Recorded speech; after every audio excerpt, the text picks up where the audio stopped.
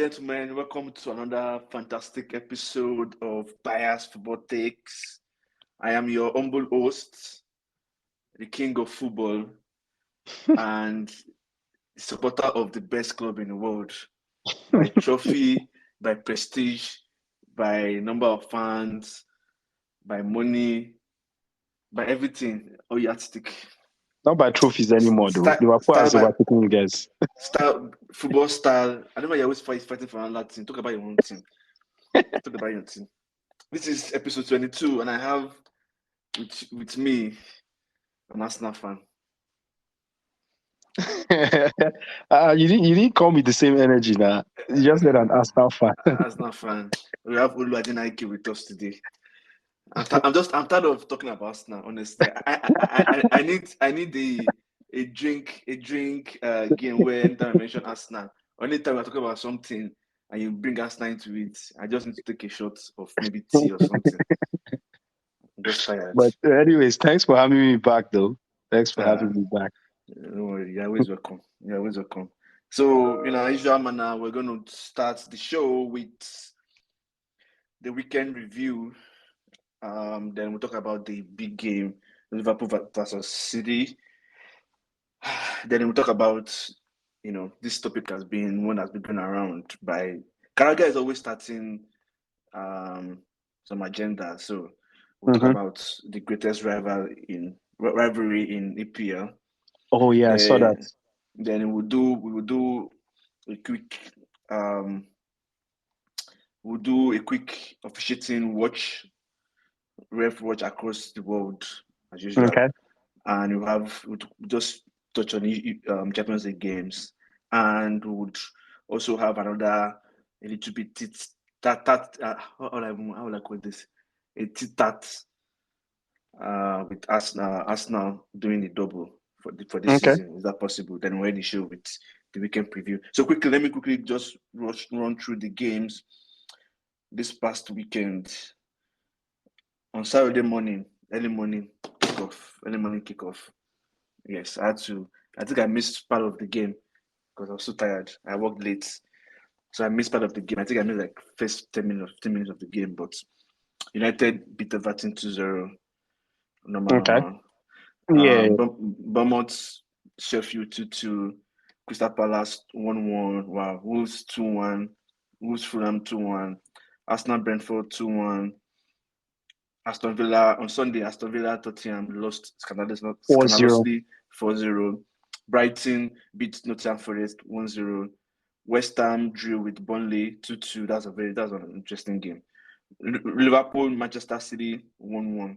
Then on Monday we had Chelsea spank Newcastle 3-2. It was a spanking. And today there was a game today.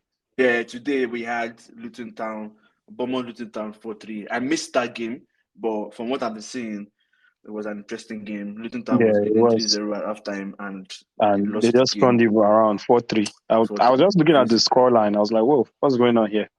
Yeah, it's ridiculous. EPL is honestly, this is the reason why I love EPL, because you can never predict what team is going to beat the other team. We just try to predict and open our eyes to try to have a list of our prediction and see which one is correct or wrong. Yeah. Sometimes, I think I need to go back, even just for my own sake, just to see which ones I get correctly. Because who would have thought that Burnley would have drawn with West Ham? Yeah. And wasn't it like a last minute goal? Was it Burnley's? Yes. Yeah. It was crazy. West Ham was at home. It was last minute goal, like 90th minute. It was extra time that West Ham scored. Yeah. That game. Same thing as I think Bournemouth Sheffield. Sheffield was winning them 2-0, and Bournemouth literally came back at the last minute. Yes, equalized. That was the last minute. Yeah. It came 74 minutes and 91st minutes. Crazy, and same thing as Tottenham Aston Villa. Nobody will have. thought, yeah, that one too. 4-0. I guess Aston Villa, there's something that needs to be said about them. I think they have still not gotten over that mental block. I'm calling it's mental block because I have to talk about Arsenal again. That's part of the things I used to talk about Arsenal, which I feel like they're beginning to come over. Where even Tottenham too, no matter how they try, no matter how they are during the season, no matter how good they are, there's some games that you can tell that is mental block, no matter how good they've been previously. So I feel like that's what's happening to them now. That's what's happening to Aston Villa because they lost to United in a game that they should have won. They just handed the game to United. Yeah. I think we beat them in a way. Yeah, you guys beat them. Both games, like I think the first game they were 2-0 up. Yes. And you guys came back to win the game 3-2. Yeah. Then the second leg, they didn't even come to the party at all. They were just like, blah. No. The second leg, they actually played really well, but they lost. It was 3-2 or 2-1. I don't remember. I don't think they scored though. We had the clean sheet. No, they scored. They scored. Louis scored. I thought you remember what happened in that game. Yeah, that he was dancing in front of Onana.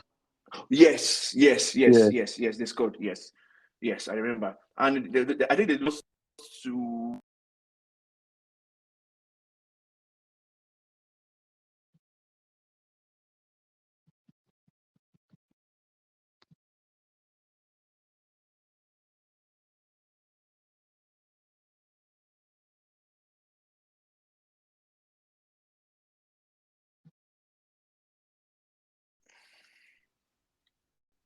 Can you hear me? Yeah, I can hear you now. So, yeah, the call came in. So I can't remember the team they lost to that was scandalous too. I think between them and Brighton, I don't know who was disappointing me the most this season. Because even though they are kicking above their weight, but they just tend to lose some crazy games. So it's Aston Villa, Brighton, and Newcastle. Those three teams have just been very disappointing. And I feel like it's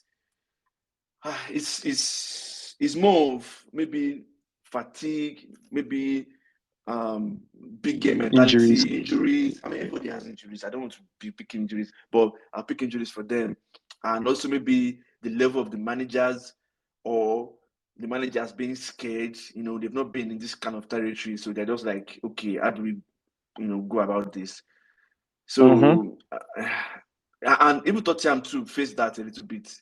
I just say they're just more confident. They're using confidence to cover their lapses, because if you look at one game a week, too, that one too factors into 100% factors into that.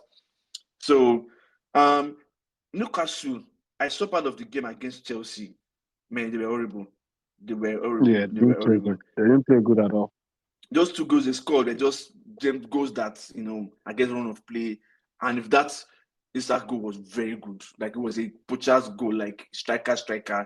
The kind of striker. Whose goal? Isak. Yeah. It was really good. When I saw the goal, I thought their second goal was much better though. Murphy, the shots. Yes, that one too was good. But where Murphy was, they're both good goals. I'm not saying they're not good goals, but that position, that's the only thing you could have done.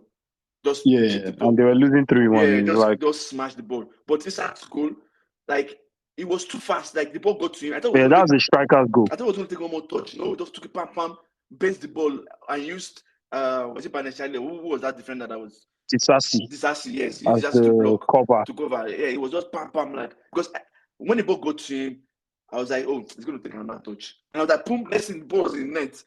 I was like, wow, that was a good goal. But other than that, they were maybe the level, and I'm beginning to hear that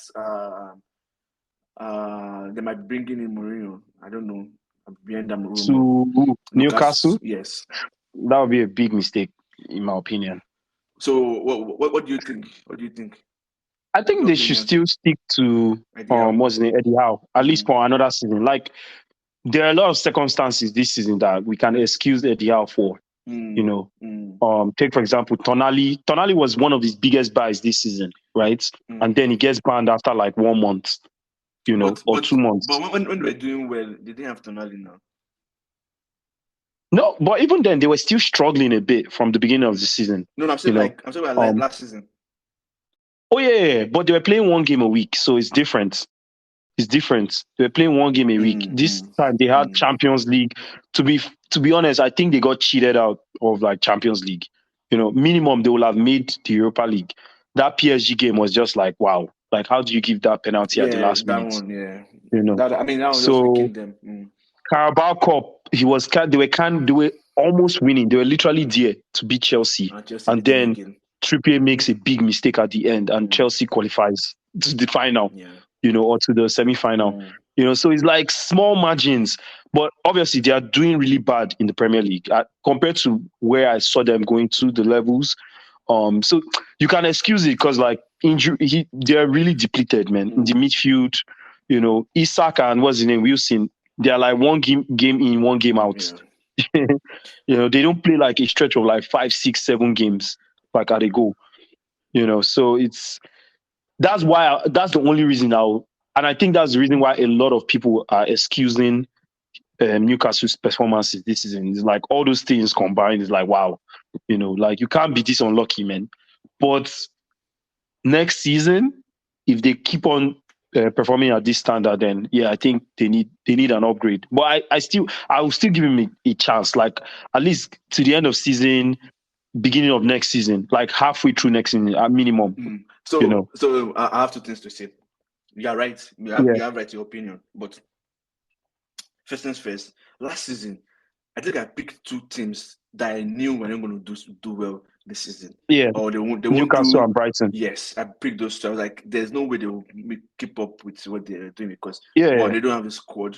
Then 2, they're new in this territory, like playing in Champions League and coming back to EPL. It's not easy. Then them Brighton playing in Europa League and coming back home. Europa League Brighton. So it's not easy. Then number 2, I would say I can predict when a manager's time is over and that he should be sacked or he should just leave the post. And I feel like this is the best time to let this man go. Let him just finish the season and just say thank you. And who would you replace him with? I don't know. Just find somebody. There's a reason. Like, do you think Mourinho will be a better fit? No, I don't know if Mourinho is going to be a good fit or a better fit or if he's coming or if he's the right person to come, whatever. But Eddie Howe has picked. He has picked. He picked last season. This season, he's pushed them to the highest. Yeah. And this. I think top 4 is the highest he can take them to, though. Either way. No problem. If they make top 4 again this season, then that's huge. But I didn't expect them. Oh no, they can't make top 4 this season, though. They can't. It's not possible. From last season, I knew they were not going to make it. So I feel like it's just they've picked as a team and the manager has picked. They need new ideas. Although this is very funny. Although I'm always like, I always look at teams and how all these average teams always do. I take for example, West Ham. So West Ham would hire somebody when they are struggling. Someone like Moyes when they are struggling. Moyes will also take them away from relegation, and they'll play like they'll get like they'll survive. Then the next season they'll get out. They'll not get like maybe like 12th or 11th. But the way they are playing, football is very ugly.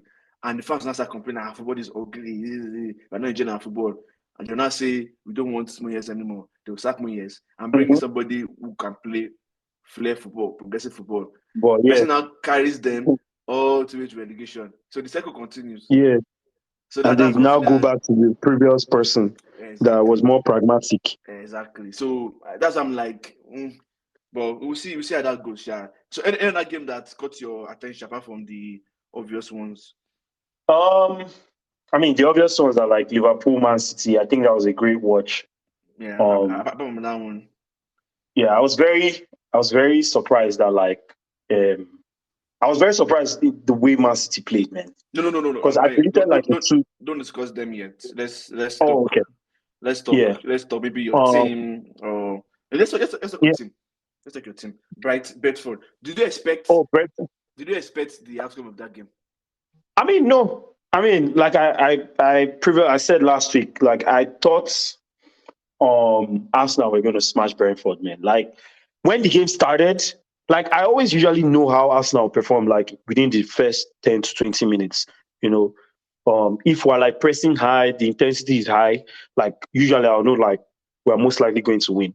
But if we're like more cautious and all that, at that point I'm very worrisome of like, maybe this will be a very tough game. So once that game started against Brentford, although we scored within the first 20 minutes, but the way Brentford the way Thomas Frank set his team up in that game, I think he was a perfect setup, man. And Arsenal typically struggles against teams like that. Teams that have like mid block, low block is always a struggle, man, for Arsenal. Like since last season to this season, like we always struggle against teams like that. So obviously we scored. Rice scored, and I think he's been in crazy form, like crazy scoring and assisting form. He scored.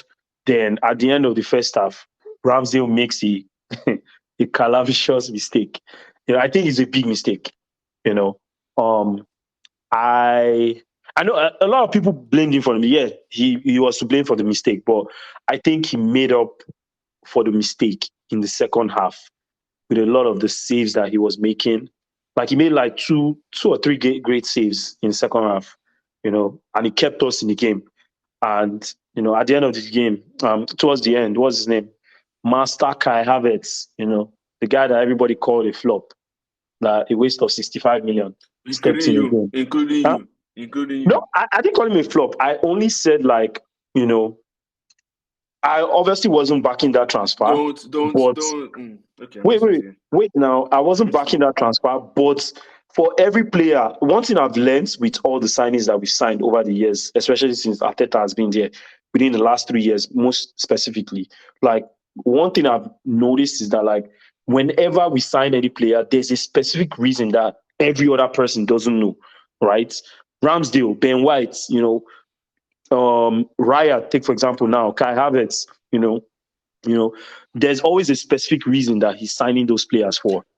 Obviously, so you knew all this.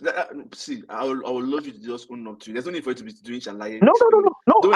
I still backed the signing. That's the thing. Let me finish what I'm saying. What I'm saying is, regardless of what you are saying, right? There's no way you come out here and say act as if you can cover yourself in glory. No, it was all of us, and this is not over. So let's continue. So like, I don't act as if you were like, I told you guys so that's gonna come. I did say I told you guys. Though. That's not what I said. It was all of us. All of us are in this. Any shit you want to throw, include yourself. No. I know it's all of us. Shade, yeah. Like so I'm not just shading. I'm not saying it for anybody specifically. I'm just saying in general. Everybody said. And I said plus you. Yeah. Like, no. So don't explain. Just continue your talk. The part that I wanted to mention was that I always back every Arsenal player, regardless of if I like the signing or not. I will still back the player. I will still support the player fully. That's one thing I just wanted to like mention. So even when we signed Kai Havertz, I wasn't for it, but I still backed him, man. I still believe that, in a good system he can work. But anyways, the King Kai, he headed the ball into the net in the 86th minute or so and got us the win. It was a very difficult win, more difficult than I expected it to be. So the reason why I feel like the reason why it was that way is because Brentford would always give Arsenal and City problems. Yeah, because of the way they set up their triangle. Their rectangle. It's a rectangle. They put that rectangle in front of their boxing team. And they know how to like press. They know how to like feel the game and press you at the right time, which is something that a lot of teams failed to do this season. But it works for them against teams that hold the ball, try to pass the ball around, not teams that are very direct at them. Like they will lose canonically to Liverpool or United because of the way both teams play. But the other two teams play similarly. That's why. And when you said oh, we'll smash Brentford. Do you know when you said that? It didn't occur to me what team we are talking about. It was when I was watching the game. I was like, "But we smashed Brentford before, though." It doesn't matter. So I was like, "Wait." So it was when I was watching the game. I was like, "Wait, was this team? Is Brentford that this man said they will smash?" And when I was like, "He doesn't mean though." But so here's the thing, right? There's some teams that, even though you've beaten them well before, They will still give you problems. A prime example is Wolves. Wolves, I don't know what United has done to Wolves. We'll beat them eventually, but that win is like when we're playing in those days when Sunderland used to be in EPL. Sunderland usually United. I don't know. We'll beat them, but when you come out, there's blood on the field. Yeah. But it's good. It's a good win for you guys. So I think apart from Arsenal, which other game and City, which other game caught your attention that we can just quickly talk about? Like Tottenham, I didn't watch that game, but like it was very stunning to see that like Tottenham were able to win that game 4-0. And that positions them like very good, man. Yeah. For the top 4 race. And like, do you know what? You know the good thing? What? You know the good thing? They have made United come closer with that win. Oh yeah. Because if Aston Villa had won that game, Aston Villa would have been far away from United. But Tottenham has dragged United into the conversation, and Tottenham has to play Arsenal, City. Yeah, everybody, Liverpool. Yeah, Tottenham are very key in this title race, man. Yeah. But do you think United is going? Oh yeah, United. Actually, the United one. I didn't watch United, but obviously, like I watched the highlights and I, watched the review from other people and like looked at the statistics. And man, 23 shots against Everton is very alarming, man. It's very, very alarming. Wait, how many shots? 23. 23 shots at home against Everton. It's a very alarming statistic, man. I don't know why you just like to repeat yourself. I don't know why. Maybe you're enjoying repeating yourself. I don't know. There's nothing I'm going to say about United right now that is novel, that is new. And there's nothing I'm going to say about United. That's Everton, though. Everton at home. Come on. There's nothing. I'm telling you, there's nothing you can say about United that is new. So don't let us waste time on this. Honestly, like there's no point. I'm telling you for a fact. Wait, let me ask you a question. Do you think that like every game you guys will be conceding like 20 shots and above? You asked me this question before, and I'm telling you, the team is. There's a way you set up a team, right, where everybody knows what they are supposed to do, and everybody is supposed to be in the right position. The ball, no matter how badly you play, if you know your positions, if there's a right instruction of what to do, the team might be better than you. The team might be better than you, but you have the right instruction. There's some things that would not happen on the pitch. And there's some things that will happen on the pitch. I'll be like, yeah, it's beyond your control. Either you were too bad or the team was better than you. Those things are not happening. Those things are not happening. A prime example is Kobe Mino. Kobe Mino has become a drop in the ocean.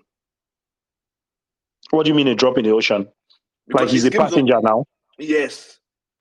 He's a passenger now. And that shows a lot. That says a lot about the team. No, what about the manager?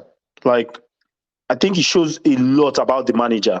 Yes, now. So when I'm talking about the team, I'm talking about the manager. I'm not talking about individual players here. Okay. And this is a team, and I've maintained this from the beginning of the season, and I'll say it again. I'm not picking out any player. I am not picking out no matter how awful the player is, except for maybe Maguire, because I don't like Maguire, or maybe McTominay. I don't like those ones. But apart from those players, I cannot pick out any player to say this guy is playing badly. Because the instruction is bad. The only thing that's gotten right, I'll just tell you, and it's just happenstance. It's not like it was a genius move. Moving Garnacho to the right wing was worked very well, because our game right from Ole's time, even I think from maybe Mourinho, always overload the left hand side because we don't have the right hand side. So all our football, they always go to the left. But now there's right. So that right is free to do whatever he wants to do. He's free to run at players, at teams. So he gets a lot of good balls and good positions. And he's smart enough to use those opportunities. Sometimes he messes everything up. Sometimes. But he's playing his age. Whatever he does, I might say, oh, why is he playing this way during the game? But he's playing his age. And the responsibility on him is even too much. But aside from that, everything has just been, and I feel, and this is my take. I feel every player is looking at the end of the season like they've checked out. So which is a bad which is a bad position to be as a club. I see. So there's one more thing, because I speak to like some Man U fans as well. I get some take from them, and they're saying like, yo, they want to see Ten Hag next season, right? And in my opinion, I think he needs to get sacked because nothing is improving, man. Like, I think you guys are regressing. You're getting worse. My problem with you is you go outside and go and bring what other United fans have said to me. And I'm telling you my opinion as a United fan. If you have followed, there are so many United fans now. Like, it's not only your opinion that is like the set standard. Don't be bringing their opinion to me. I've told you my own take. For my opinion, I concluded about Ten Hag since last season. Yeah. Since last season, and everything is done. Like from the beginning, I'm like, this guy, I don't understand his style. I don't know what he's bringing to the team. This guy needs to go. From last season. The reason why I said that, right? Because I think he needs to go. But most other I think a lot of United fans thinks he needs to stay. That's a different conversation. The reason why I said that is because I think this weekend, and we'll probably get into that later on, like his job is on the line this weekend, man. What are we playing this weekend? Is it Liverpool now? Yeah, Liverpool in the FA Cup. Like, I think Ten Hag's job, that game is like his job, man. If he loses that game, he can as well be done. Because I specifically don't think he's going to make top 4. And that's another question I was going to ask you, because you said like, Tottenham beating Aston Villa brings you guys back in the top 4. Do you think you're going to make the top 4? There's hope. Right now, the chance is very slim, like maybe like 15% or 10%, but there's hope. And that hope is merely because these teams will drag us in. That's the only reason. Not like we play with any good football. And against Liverpool, we're going to lose for 2 reasons. One, we're not good. Currently, we're not good enough. Secondly, but this is a rivalry game. Wait now. Let me talk now. Let me talk now. If you're not good, let me talk. Okay. One, we're not good enough. We're definitely not good enough. Okay. 2, we don't have the spirit. We don't have the team spirit. Right now, Liverpool is riding on very good spirits. Yeah. And those two things would help any team. And right now, when you face a United team and you're in good spirits, just face them. Don't be scared. Go at them. You beat them. Yeah. You beat them. But, in fact, I feel like Nunes is going to have his best game against us. I just feel like that. And that's what I'm saying. If that happens, then absolutely he has to go, man. Like, I don't think it's backable anymore. Like, you cannot back like what he's doing anymore, man. Because again, this is a big game coming up, man, for United. It's a rivalry. Like, form goes aside when it comes to rivalry. Like you for United, all the games are big. Anyways, so use it as opportunity, right, to tell your United fan friends what you're saying right now. Say it to them now. Like, talk to them now. Talk to them on your podcast. Yeah, on the podcast. Olu, talk to your United fans friends. What you think they should do to what United should do to Ten Hag. Don't talk to me. Talk to your friends. Yeah, go ahead. I mean, you have to my opinion has been clear, man. I think he's not like, I think Man U is too big for him, right? I don't think he's a bad manager, right? And I feel like he's taking United to the level that he could take them to. There are a lot of things that I don't see are right. Like starting from like his scouting, like the players he buys, most of them have not worked out, man, and most of them will not work out in the long run. So that's number 1. Number 2, his tactics. Last season, he was able to get away with it. And one thing that Maya has been able to get away with, especially in the last few years, like even when they're performing bad, they have big moments in games and they can win those games. But it is not sustainable. Like, how long can you do that for? You did that last season and it worked. It made you guys enter. You guys were 3rd in the league. But this season, the style of play, like how boring your games are, like everything is just not going right, man. You guys have conceded the 2nd highest number of shots in the league. The only team that's conceded more shots than you is Sheffield. That's insane for a team that is like on Man U's level, man. You can't concede that many shots. Every game you're conceding 20 shots and above every game. Olu, what you said so far, right? Yeah, you said it 4 times on this podcast alone this year. So let's move on. You're not saying anything new. Tell your friends when you're talking to them, just hand them this podcast, this particular episode. So they will stop telling you that you need another season. Anyways, let's talk Liverpool City very quickly. What's your take on that?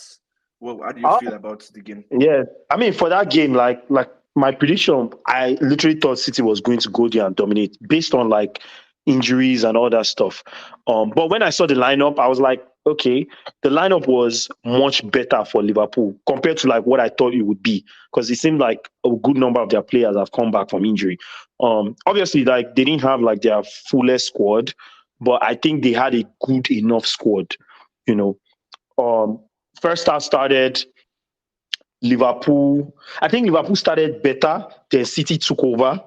It was kind of like back and forth, and City scored. It was a great work goal, great set piece goal from City, and they went into like second half, and I don't know. I think Ake just like made a big blunder, man, and that really brought Liverpool. If you give them like something small, especially when they are in Anfield, I feel like they would just like go crazy, man.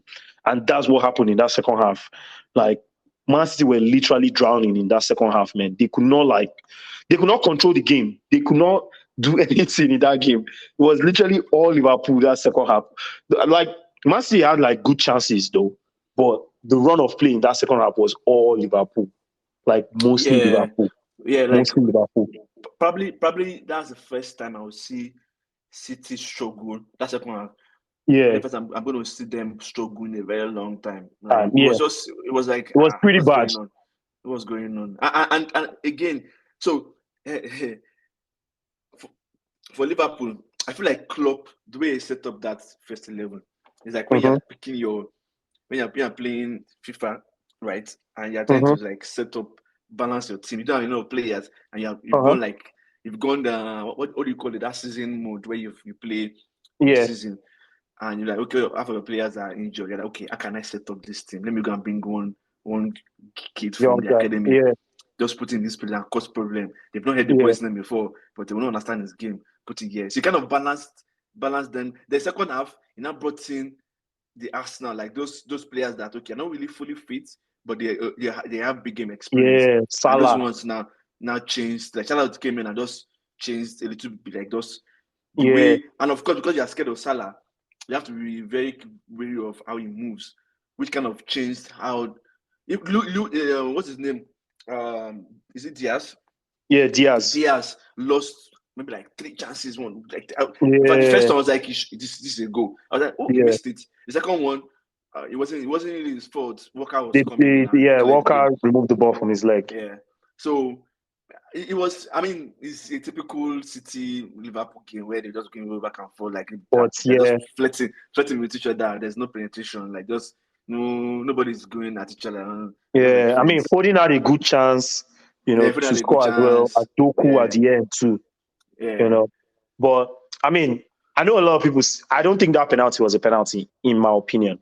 It wasn't. It wasn't. You know that penalty, right? That penalty call. We'll talk about it in the ref watch. But let's just hold that for the side. So back to what I said at the beginning about Carragher. Carragher likes to start unnecessary agenda. It's like Carragher is like all those guys that watch football at what's it called? View Center. Yeah. View Center. You just say something very, very outlandish. They just do pass. This guy they watch football at all. Do you watch football at all? Like, why do you open your mouth, fix your mouth and say the greatest rivalry in EPL? No, I don't think so. Liverpool City. It can't be that one-sided and it to be a greatest rivalry. It's crazy. Like, I'm trying to remember. Has Liverpool ever beaten City more than 2-0? I don't think so. No. I think there was one time they beat them 4-1. There was one City? time in Anfield, yeah. Is it 4-1 or Are you sure? No. Man City came back at the end of. They were 4-1 up. Man City came back right at the end and made it 4-3. But Man City has beaten them like 5-1 before. They beat them last season. They beat them like 4-0. What kind of rivalry is that? Out of it's one-sided. It's one-sided. Out of the whole period, you've only won the league once. Once in like 6 years or 7 years. Come on. That's not competitive now. It's one-sided. You know, ridiculous. Like between I think 97 and 2003 or so, like Man U won 4 leagues, Arsenal won 3. Yes, you know? Arsenal won 3. Yeah. It was crazy. Even before Wenger came, it was crazy. The Wenger now came and just scatter everything. I'm like, I'm here. Like it's just ridiculous. And I feel like I don't blame him because he has a bigger audience. Because I mean, he has an agenda. He's Liverpool now. He's a Liverpool player, ex-Liverpool player. And of course, he wants to attach to the best team around the city. Like it's just ridiculous. Like then this guy was there. Your Ian Wright was there. You couldn't even challenge him on it. Like that's what I like Roy Keane. Like quick, give it to him back. Like no, you are saying bollocks. You're not saying anything that makes sense. And that's why they will say, oh, they did one. I saw one clip that he did the best defender in EPL. It was versus, and he picked Van Dijk as the best over Vidic, over Terry. He said he would pick over Terry. He would pick him over Ferdinand. In fact, he literally called Ferdinand poor man's Van Dijk. I'm like, God. Like, I think when I watched the game, we were talking about Van Dijk, and people were like, "Oh, Van Dijk is the best around now." Like, yes, because there are no defenders right now. How many defenders? I mean, like the way they're making disaster, making ridiculous mistakes. Like there are no defenders right now. Thiago Silva, as well as he is, he's almost 72. He's not way far off from Van Dijk. That's how bad it is. There are no defenders. In those days, you had like every team had two crazy, at least one madman and one calm guy. Every team then, you had Chelsea had Cavaro and Terry. Another had Vidic and Ferdinand. Arsenal had Sir Campbell, right? Sir Campbell, and who was that second person?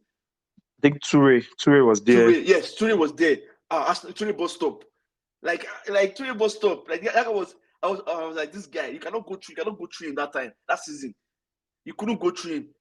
You call it Toure bus stop. I don't even remember. When you say Toure bus stop. Yeah. Every team had madness. Every team had craziness.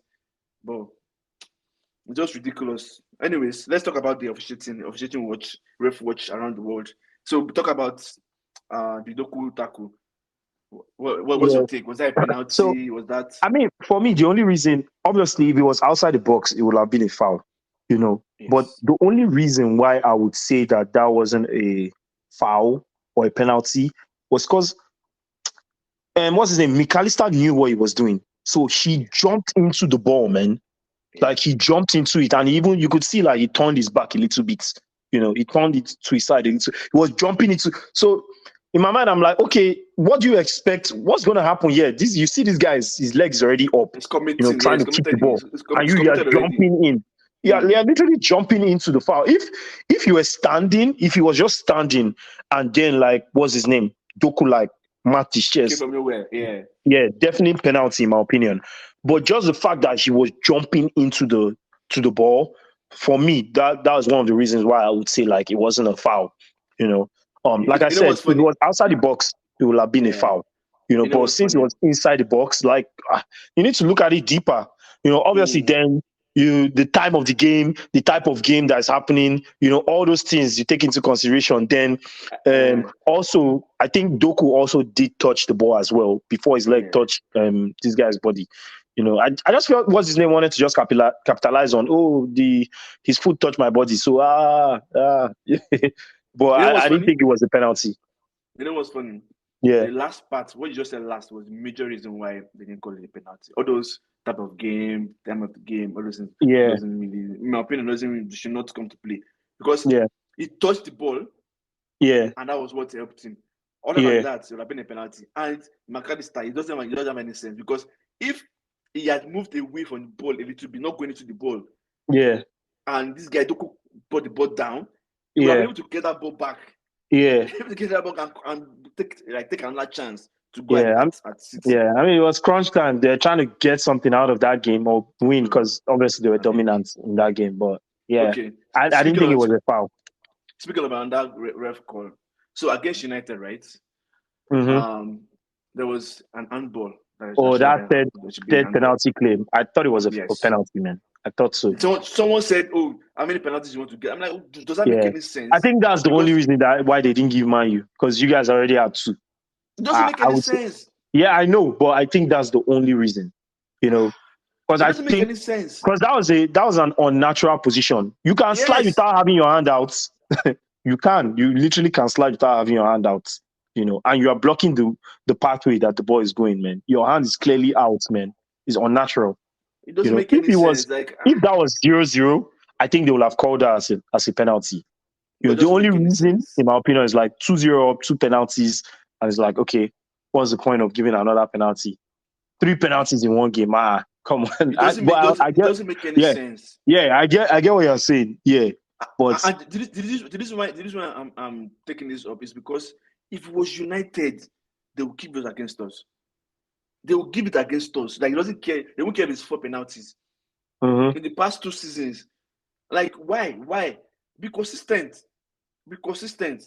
Anyways, I mean, that's just my take. We'll keep this segment ongoing on future episodes. So quickly, we had Champions League games, and there's this part I want to talk about before we talk about the games in particular. So Sancho has scored 2 games back to back. He's injured now. He got injured today, but he has scored. He got injured. I saw he scored, but I didn't even know he got injured.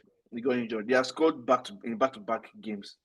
Previously, before he scored in his last game, there were reports going around because the manager said, "Oh, Sancho has come to tell him his position secretly." He did not expose the position. No, the press went ahead and said, "Oh, Sancho wants to play as 10," and everybody's talking about it. That other is you know how they do like that. It's proud. Yeah, that is. They're back to that. Run away with it. Now he scored in the last game. There was no noise. He has scored another one today in Champions League. He literally made them qualify. Yeah, so made them qualify. No talk. So, and I just want to say that. And in the same vein, what's your take on Sancho, though? In what sense? Like, do you like him as a player? Do you think he's a United player? I love him. I love him as a player because I know Chike comes on the show. He's a Dortmund fan, and he's the kind of person that makes me know about these Dortmund players. Okay. He made me know Mkhitaryan. He made me know Sancho. The players that came to United. Mkhitaryan, when he was coming to United, I not like I wanted him, but like, quality is always quality. I cannot say no to quality. He was a quality player. Kagawa, all these guys. Yes. So I'm like, I cannot say no to quality. But Mkhitaryan cannot play full season with the same form. He's always starting very badly, then he ends the season good. So when he came to United and this guy was benching him, Mourinho was benching him. And Mourinho was telling them that this guy is not ready. They were like, "Oh, you bought this player at a social amount. This guy is not ready." So he now brought him in. First 3 games, Baba bomb. He blew like it was horrible. Then I think in the 4th game, he now became like, okay, he became good. So for like 5 games straight, it was spectacular. But do you know how bad? This is not a dig at Lingard. Do you know how bad you have to be for Lingard, who is not termed as a quality player, that is just a bench player, who will come and bench you and will do better than you in that same position that you're supposed to be good at? True. Funny enough, at Dortmund, he was playing on the right-hand side. Put United, and they put him as 10. So I understand that one. Sancho too, the same thing. Sancho always struggled at the beginning of the season. Then towards like from the halfway like this, he just catches fire and it starts playing mad. That was the first season. Second season, he had issue. I think he wanted to leave to United. They had issue back and forth. He was sulking back and forth. He wasn't playing well. Then the moment he just like settled down, like, okay, I want to play. I want to stay. He started playing well. He had like crazy numbers. So I know these players before they come to United from Dortmund. So to me, Sancho needs a certain side of football, which in a way I shouldn't be saying that because I'm not a proponent of that. But you have to put players in the right atmosphere, in the right setup to play well. Sancho likes to play with people around him. So when Sancho played with Eriksen and one of those young players, I can't remember. I think it was Is it Green? No, not Greenwood. Megrip. I think Megrip. One of those Hannibal. One of those guys or Pedestri. Those guys that run around. Do the leg walk around. Then him and Eriksen were dictating the pace. We played well. I guess Arsenal, they were the ones that played now. Yeah. If you remember. And he played well. But you see that preseason versus when the idiots, the senior players, quote unquote, came. We lost all the games those guys played. You don't believe it. Yeah. All the senior players. And that's I know now we were in trouble.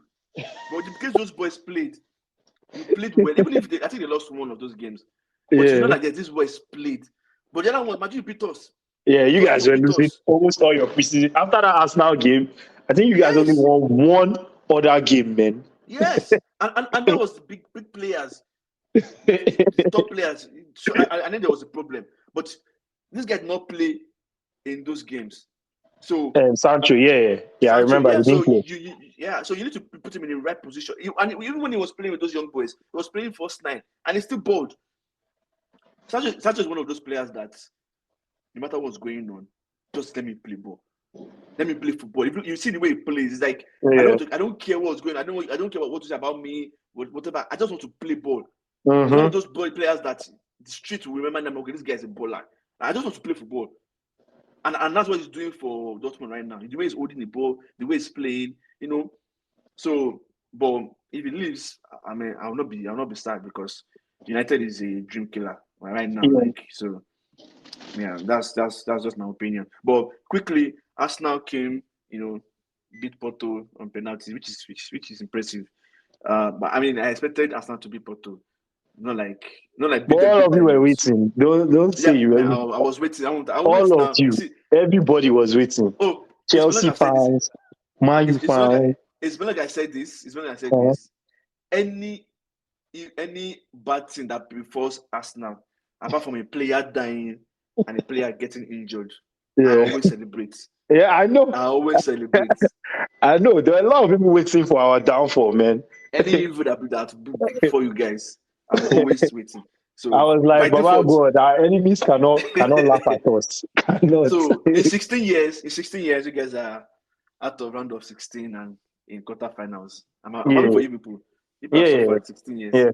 Yeah. I mean, 7 of those years we barely made the Champions League, so it's a part of it. I know. But Barcelona smacked Napoli, which was Napoli. Ah, man. When your team is not, when your management, when your home office or front office, when they don't have their teams together, this is what happens. Because there's no reason why Napoli should be losing to Barcelona in this manner. There's no reason. Like, they're supposed to carry Barcelona all to the end. Even though Barcelona is bigger, of course, Barcelona has like the experience in Champions League because they are, we cannot. Wait, but didn't they carry Barcelona all the way to the end? No, 3-1. Yeah, 3-1. But it was 2-1 for the most part. Then it was literally like 80-something minutes. Yes, but what I'm saying, like, it's a game that they should have just killed off. Like, they should have just ended Barcelona. Like, but I mean, looking at form, looking at where both teams are in terms of quality, in terms of I would say team setup, Napoli shouldn't be losing to Barcelona. They shouldn't really be. Like right now, not by heritage. Yeah, no. I'm saying based on what you said, looking at form, like Napoli is not having the greatest of season. No. I'm saying like in terms of like in the past 2 seasons, how things have panned out for both of them. And in terms of quality, I think Barcelona has more quality players than these guys do. Napoli. Barcelona that has kids. Yeah, I mean, but their kids are pretty good. Like Lamine Yamal, he's like pretty good, man. Hey, but come on now. He's usually the best player on the pitch most times. It doesn't matter. He's still a child. Yeah, I mean, he's a child. I accept that part. Yeah, it's a disgrace. Yeah, it's a disgrace. Even the man of the match, the man of the match was one of their center backs. Now it was like 17-year-olds. It's a disgrace. Yeah. Like, how can a 17-year-old be? Come on now. Yeah. I'm not disputing the fact that those boys are talented. I'm not saying, but quality goes beyond how good a player is. It comes with experience. Like Bonucci is not. But when Bonucci was good, you cannot say it's like the best player, but experience helps. Yeah, it does. So, anyways, then Atletico Madrid beat Inter. No. Oh yeah. That was today. So I was very happy, man. Of course. I was very happy because. Why are you laughing? I know. Continue. I don't know what you want to say. Continue. Just. I was happy because I felt like Inter is like one of the biggest threats to any team in that competition, man. Like, I think Inter Milan on their best day would beat any team in that competition, including Man City, and it was perfect, man. Their matchup was perfect. Both teams play 5-3-2. So it was just like a perfect matchup. Cancel each other out. Just cancel each other out, yeah. And I hate teams like that, man. They're just like annoying to play against, especially from an Arsenal point of view. Like, those are the kind of teams we struggle against. There's always body on the road. Always body. You cannot just smooth sailing. You can't. There's always somebody. So yeah, I was happy. They got knocked out. So for Inter, right? For Inter, I'll tell you the reason why Inter got knocked out. Not because they're not good. Inter is one of those teams that, when it comes to European football, they can only go so far. You get? They can have like games that they're very good. And same thing with Napoli last season. Is it last season or this season? I can't remember. It was last season. It was last season. Yeah. They can be very good. Like, they'll be very good on their days, like very, very good. Or when they now get to a point where they need to now dig in and come up with a win, they come really short. And it comes with inexperience. And Atletico Madrid has experience, like, as a team. And that's what Barcelona did to Napoli too. The experience of being in Europe, like, comes out. Like, Inter could have ended the game since first leg.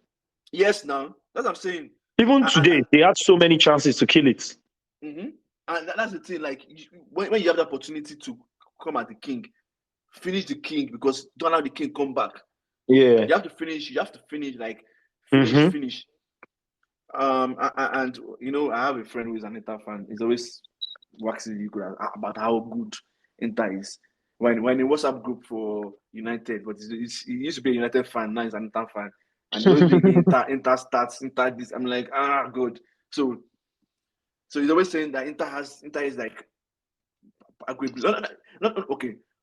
He doesn't say directly, but he insinuates it. So now that Inter is out. Yeah. So now that Inter is out, hopefully we'll relax.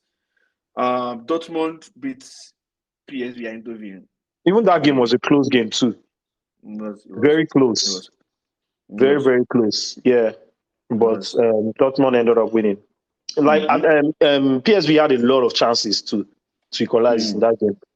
And at the end of the game, their defender made a mistake, and that was it, 2-0.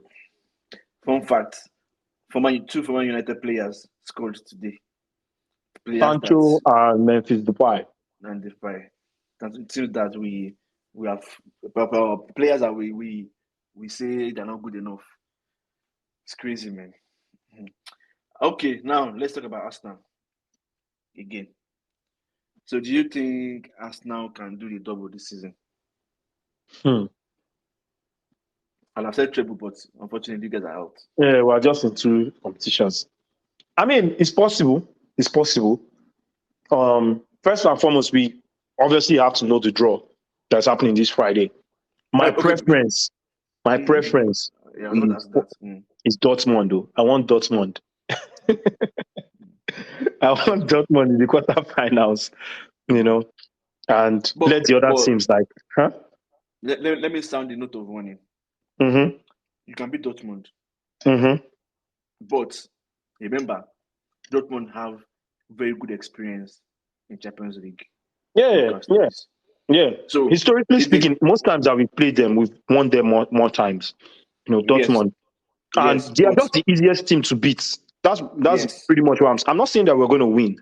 I'm just saying it should be less stress, less work. Yes. You know. But what I'm saying is, if you're going to play Dortmund, you have to be at your very best. You have to cross your T's and dot your I's. That's one thing we will have learned from Porto.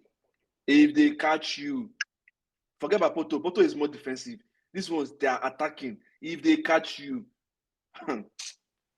you can beat them. Like, honestly, if I'm to pick a team that, okay, right now, as we go into the knockout stages next round, which team would I pick between Arsenal and Dortmund to win? I'm going to pick Arsenal. But if they catch you, okay. So you say you want. Let's do this. You say you want Dortmund. Which other team do you think can beat Dortmund? No, see, to be honest, like I back Arsenal against any team right now because at the end of the day, we will have to face any team. Forget about that. Don't give me political answer. Which team do you think you can beat? I'm going to the answer now. Like I back Arsenal against any team. The reason why I say, like I said, typically we struggle against teams that sit back. When the game opens up, that's when like things come alive for Arsenal. Usually, and that's why I see like a team like Madrid, based on how I've seen them. Don't get to say, I'm not saying that obviously we know, but it won't be as difficult as how the Porto game was. That's what I'm saying. But with all that being said, I would rather have an easier fixture in comparison to having a harder fixture. The reason why is because of team morale. We win that game, everybody is like happy, there's morale. It helps us out in the Premier League. Not that we find like a difficult game, then that can go into extra time. Like the players are literally like, their legs are gone, done. And then you have to play a Premier League game. No, I don't want that. I want an easy game. Not obviously, like I said, it's not that we win, but I just want an easy quarterfinals, which is Dortmund. And I'm sure every single one of those guys also want Dortmund, man. Every single team. They're like, I want Dortmund. Because every single team would not want to play like a Man City or a Madrid or a Bayern. Because Bayern, they're coming back. But yeah, let me ask you a question. What's your name? Femi. You see how straightforward you answer that question? Yeah. I was getting to my point. Don't be going around. Just go to the answer, please. Back to my point is that I think it's possible. It's possible. Apart from Dortmund, which other team do you can beat? I back Arsenal against any team. If Madrid is the team that they pick, I'll be very excited because the reason why is I feel like people will start respecting Arsenal after that game, against Madrid. See, if we're able to cross the quarterfinal, I'll be happy. The only time I don't want Madrid is the final, man, because I think Madrid against any team will get the job done in the final. So you think you can be Madrid right now? Yeah, I'm pretty confident that we can. I'm not saying that it will happen, but I back Arsenal against Madrid. We've beaten Man City already this season. We've beaten Liverpool this season already, and I think those teams can beat any of those teams. What percentage will you ascribe to your beating? And the reason why I'll back Arsenal against a team like Madrid is because we'll come in there as the underdog, right? Obviously, yes. Yeah. No problem. Like, out of all the teams, you guys are the lowly ranked. Out of all the teams. Even lower than Dortmund. I love it. So that's what I know that. Everybody knows that. That's what I'm asking you, please. Okay. Percentage. How much percentage will you ascribe to you beating Madrid? But just give me a number. Like 50%. I think it's a 50% game. It can go anyway, man. Okay. Well, what about Atletico Madrid? Atletico, that's the team I don't want to face. Like, I didn't want like Inter Milan or Atletico. I think that will be our hardest time, man. If we play Atletico, maybe like 40%. 40%. Okay. How about Bayern? Bayern, maybe like 45. Bayern 45. Okay, yeah. So Dortmund, maybe like 60%, man. Okay. Which other team is remaining there? Barca 50% because we are very similar, and I'll back Arsenal against Barcelona, to be honest. And PSG 50% just because of Mbappe, man. And Man City, I will still give you 50%, man, because I think we're finally getting to that state that like, okay, we are playing these guys and like we understand how these guys ball us. So like You've only beaten them once, so twice. Hey, we beat them twice this season. Twice. Community Shield. Okay, you beat them twice. Before, is it not a game? No problem. Didn't we win a trophy? Okay. No problem. Anyways, let's move on. Okay. It's a game now. Here's my take. Uh-huh. Out of all those teams, the only team that you might have a chance against is Dortmund.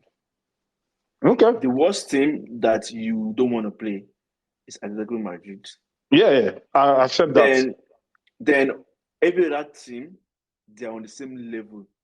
Bayern, Madrid, Barcelona, PSG. For the mere fact that City, I forgot about City. But the mere fact that they have pedigree in Champions League that you guys have not had in a very long time. There's always the first time for everything. Always the first time. So let's talk. But yeah, I haven't answered my question though, which is that like you asked me like what's like chances of winning double or something like that. You see my problem with you. Like, that's what I was going to answer now. I said like there's a chance, 50%. 50%. Just going around, like 50% chance. You see, I've forgotten to answer the question. No, okay. I need to give you context first before I answer. I don't need context. If I want context, I'll ask. I will ask. So, what's your chance? What's your what are you feeling about winning double this season? Man, we have 15 games left, man, and we can go ham. If we can go ham, then yeah. But 15 games it's gonna be hard. Champions League? Yeah, 15 games. 10 games in Premier League. Yeah, 5 games in Champions League. Oh, okay, yeah. Okay. 15 games left. Okay. You know, so it's like taking every game as a final, man. Okay. It's possible. We are more equipped this season than last season. It will be very hard. You're feeling 50%.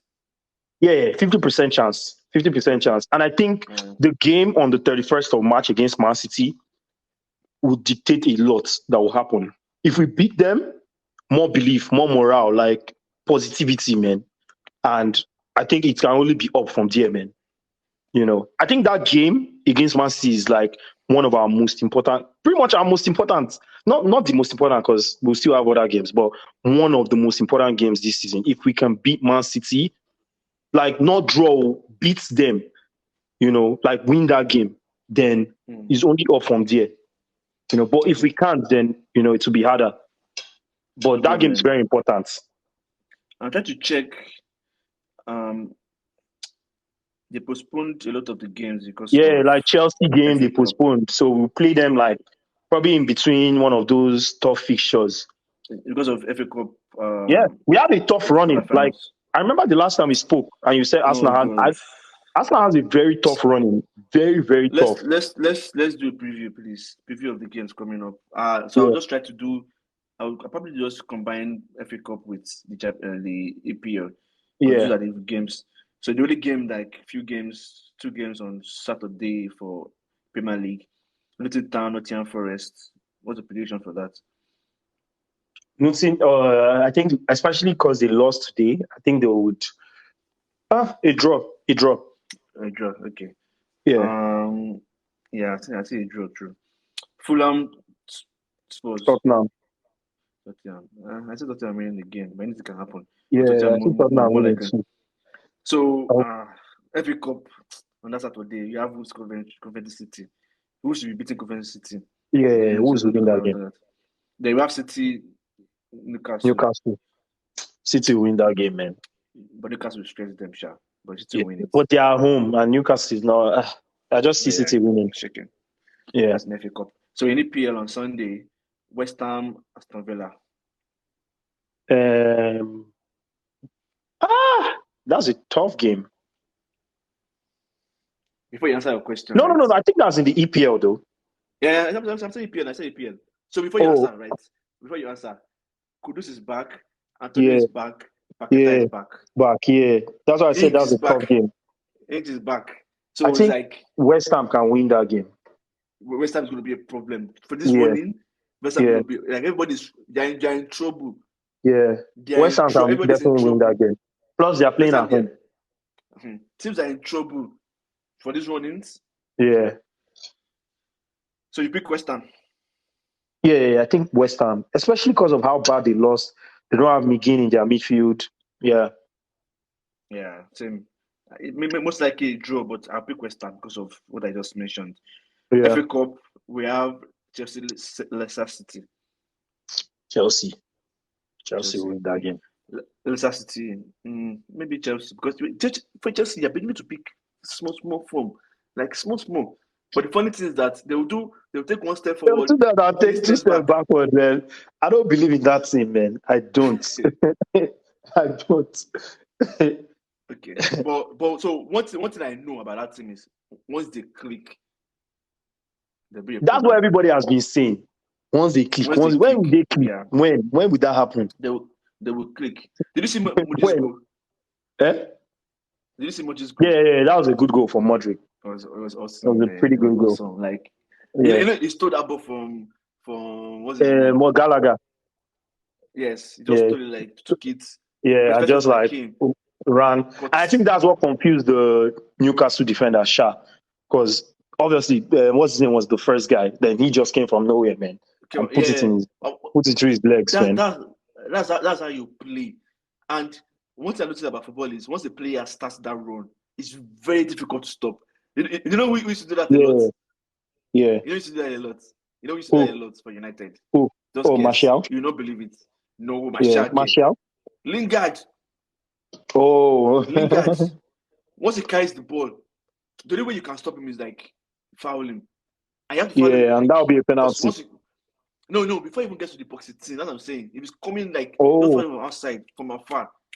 It's got the same thing against, I think, Chelsea. I can't remember the best thing. The last one did. Just went pam, pam, pam. Once the player starts, like, you have to just even pick up games. You can't stop that momentum, man. You cannot. You cannot, because he's seeing you, like, he has control of the ball. He's seeing your body movement well. You just put it in the place where you cannot reach. Manchester United, Liverpool. I back Man U, man. I need Man U to win that game. I need Man U. Liverpool cannot do a treble this season, or whatever pool that. Well, unfortunately, United cannot beat Liverpool, and I don't know what magic United wants to. Man, he has to, man. He has to ginger the boys. Like, I don't know what miracle is going to pull. He has to. He's a big. His job is on the line. I think if he loses that game, he might as well just like leave, man. He might as well leave, resign. Like the way Sarri resigned after they went on a 7-game losing streak. You know, he should just resign as for his mental health. Huh? You know, United has not gone like bad losing streak. That's what is keeping him. Yeah, I know. But this game is like, this game decides like United's season, man. You know, it's like, okay, are we going to get to semi-finals or not? Our season is over. It's not over. Imagine you guys get to the final of the FA Cup. Because if you guys play like a Wolves or a Chelsea, I back you guys against Wolves or Chelsea, man. Like, Man U definitely beat Wolves or Chelsea, you know. And then that's another final for him. So it's like, okay, he has some this thing in the bank for next season. But if he doesn't, if he cannot win today's game, Sunday's game, then I don't see any reason why like Man U wants to continue with him. Because we've talked about it already. I just don't see any reason. So I back Man U has to win. In that light, wait, who did you pick to win? Liverpool. In that light, wow, the season is over for United, and in the same vein, we have come to the end of this episode of Firehouse Football Takes. Thank you, everyone, for listening to our rants. Thank you for listening to Olu repeat himself about United 10 times. Yeah, we know. But thank you for coming, Olu. No problem. Anytime. We'll catch up in another episode. For this episode, Olu, to your friends, your United friends, United fan friends, that wants to stay one more season. I've said it in last end, but okay. It was nice talking to you, and nice everyone listening. Thank you, and goodbye. All right, bye.